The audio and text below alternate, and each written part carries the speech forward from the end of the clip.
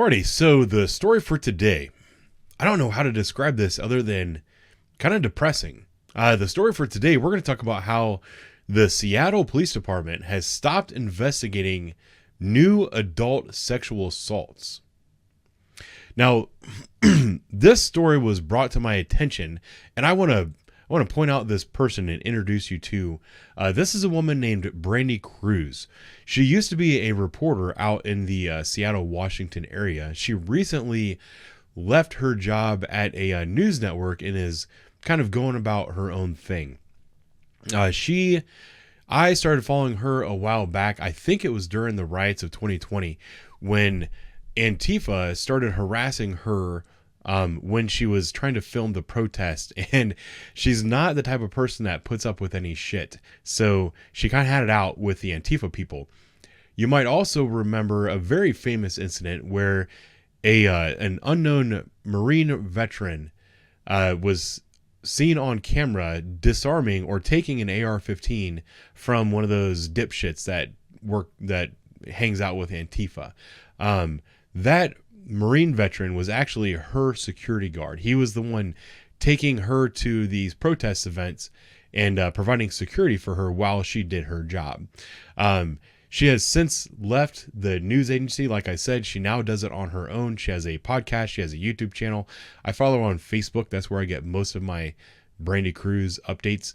But I just wanted to give her a quick shout out because that's where I came up with the story for today. And she does a very good job with her videos, does graphics and stuff like that. She's also better looking than I am. So I would encourage everybody to go check her out, give her a subscribe, and follow along. She's very good. She focuses on it's the divide, and her channel, I think, is called Undivided. And she likes to talk about the political divide and how destructive it is. And she criticizes people on both sides of the aisle for creating this divide. She's somebody that I support her mission wholeheartedly. So anyway, she brought this to my attention. This story that Seattle Police Department is no longer going to be investigating new sexual assault cases, because this is honestly because of the defunding that the Seattle Police Department has gone through. After George Floyd died in Minneapolis, Minnesota, a lot of mayors and city councils across the country all decided that since there was one bad police officer in another state that did something that every police officer in the country condemned and said was not the correct thing to do, they decided that the best thing to do in their city, which had done nothing wrong, was to defund the police. This was something that happened in a great number of democratically run cities across the country, including one that is very near and dear to my heart. Millions of dollars was taken out of these police budgets. The city of Seattle pledged to reduce police funding by 50%. They did not quite make that goal.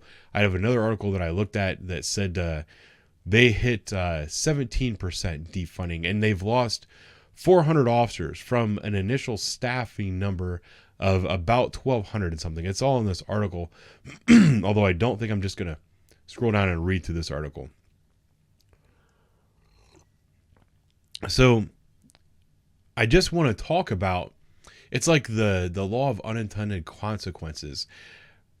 It's not just that it's unintended consequences, is that these people who are making these decisions they're stupid. They don't understand what it is they're trying to reform, and they don't understand the repercussions of the decisions that they're making. If you go through this article, you can Google it yourself. Here's the thumbnail. It is what it is. You'll see about how, they started defunding, and you realize the priorities that police departments are forced to make and the things they're forced to prioritize. If you cut your budget significantly, or you lose a significant number of officers, you're going to have to sacrifice services in certain areas. What the police department in Seattle has done, which is most likely going to be the same decision that's made in police departments across the country that were defunded by idiotic political leaders. I'm trying so hard not to name names. There's a fat bastard that spends all of his time golfing that I have in mind. these cities are seeing tremendous raises in crime, and partly because of, the demonizing of police and all this other stuff that's happened, but also just because police are not able to respond and provide adequate services due to their staffing. And what has happened in Seattle is that they've said, you know what, we had this many detectives that were doing burglaries, homicides, rapes, all these other things. And then we also have 911 calls. They were unable to respond to the 911 calls. So they decided, you know what, these investigations, they take time. They're slow developing. 911 is something that's very important. If you have a woman calling in saying that she's trapped in her house with her husband is beating her, threatening to kill her, that is an immediate need. You have to respond to that immediately. You can't kick that can down the road and say, okay, we'll investigate that when we have time. So what the decision that like some police chiefs and police administrators are starting to make is that, you know what, we're going to pull from our investigative sections. We're going to reduce the numbers in those sections, and we're going to put those people on patrol. If you've lost a real significant number of officers, you're not going to be able to fully staff patrol, but hopefully you can put enough people on patrol that they can at least respond to 911 calls in a respectable period of time.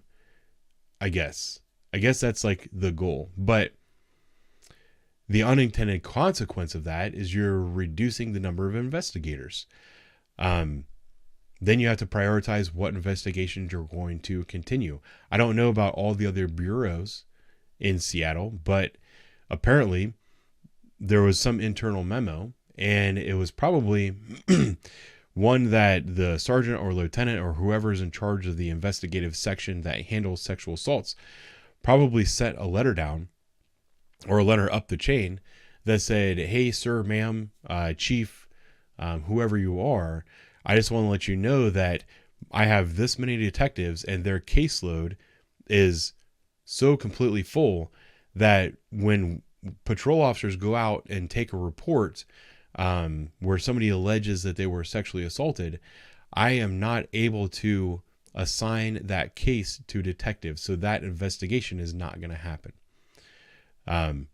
That is a direct result of these politicians who are making decisions to not only just defund the police department, but also the constant harassing and berating of police officers, making their city a hostile environment for the police.